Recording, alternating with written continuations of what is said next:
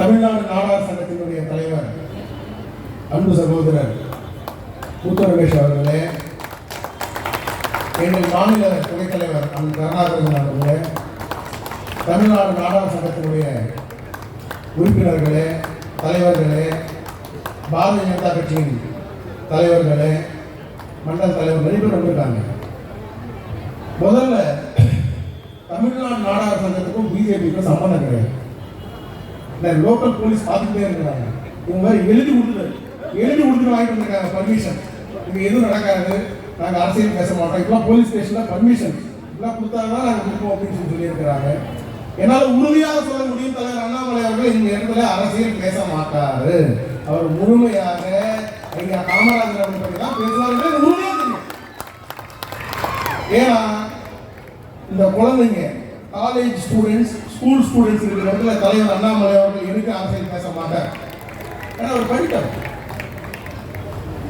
நம்ம அண்ணா ஒருத்தர் சொன்னார், இங்கே நீங்க ஏன் 50 வருஷம் முன்னாடி பிறக்கல அப்படின்னு அவருக்கு சொல்லணும்னு நினைக்கிறேன். அவர் 50 வருஷம் முன்னாடி பிறந்திருப்பார். ஐயா காமராஜர் அவர்கள்கிட்ட இருந்திருப்பார். அது போன ஜென்மத்தில். அப்புறம் அவர் அனுப்பி விட்டுட்டார். நீங்க இந்த ஜென்மத்தில் போங்க.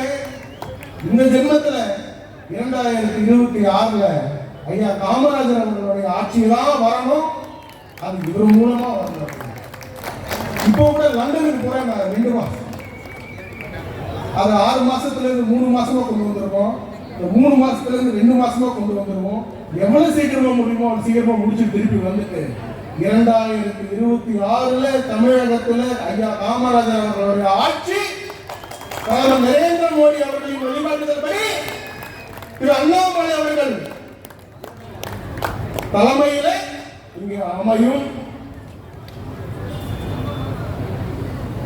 எல்லாம் எங்க வீட்டுல கூட கேட்டாங்க, ரொம்ப டைம் எடுத்துக்கணும், எனக்கு 5 நிமிஷம் தான். என்ன தமிழ்நாடு நாடார் சங்கம், ஆனா நீ ரெட்டியாராச்சு, நீ ஏன் அங்க போற, உனக்கு என்ன வேலை கேட்டாங்க. நான் சொன்னேன், இல்ல இல்ல நம்மளை தேடி வந்தாங்க அன்பு சகோதரர் முத்து ரமேஷ் அவர்கள், இவங்கெல்லாம் எல்லாம் பில்லர்ஸ், இவங்கெல்லாம் வந்தாங்க. நான் கூட கேட்டேன், நீங்க தலைவரை கூப்பிடுங்க, நான் எதுக்கு அப்படின்னு சொன்னாங்க. இல்லை சார், உங்களை நாங்கள் தத்து எடுத்துட்டோம், நாடார் சொன்னதை உங்களை தத்து எடுத்துக்கிட்டு 2026 ஒருவேளை வாய்ப்பு அன்பு தலைவர் அவர்கள் கொடுத்தாங்கன்னா உங்களை தேடிதான் வருவேன். ஓட்டெல்லாம் போட்டு நீங்க தான் ஜெயிக்க வைக்கிறோம்.